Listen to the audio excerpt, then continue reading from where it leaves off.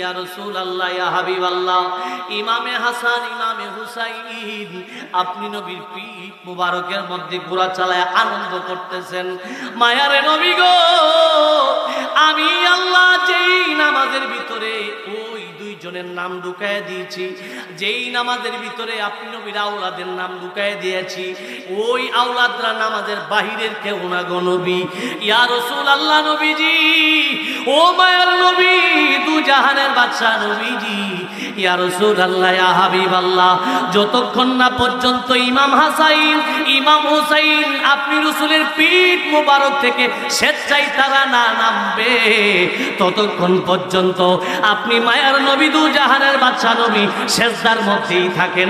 চিৎকার মেরে বলুন আল্লাহু আকবার। বলেন না ইয়া রাসূলুল্লাহ। ইয়ো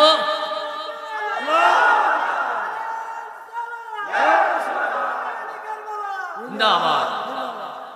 ইয়ো যে ইমাম হাসাইন ইমাম হুসাইন নামাজের অংশ, যারা ইমাম হুসাইনের গলায় ছুরি চালাইছে হেরা নামাজ পড়ছেন? এটা কোন নামাজ? যারা ইমাম হুসাইনের গলায় ছুরি দিছে হেরাও তো গিয়া নামাজ বৈঠকি গা বইছে ওয়ালা আলী পড়ছে।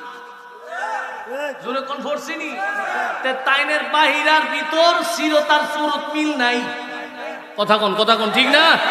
আমরা সমাজ ওইরকম বহুত লোক আছে দেখতে দেখা যা হুজুর, কিন্তু তলে তলে উনি ইহুদির দালাল।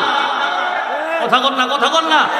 তলে তলে ইসরায়েলের দালাল, তলে তলে ইয়াজিদের দালাল। কথা বলেন ঠিক না?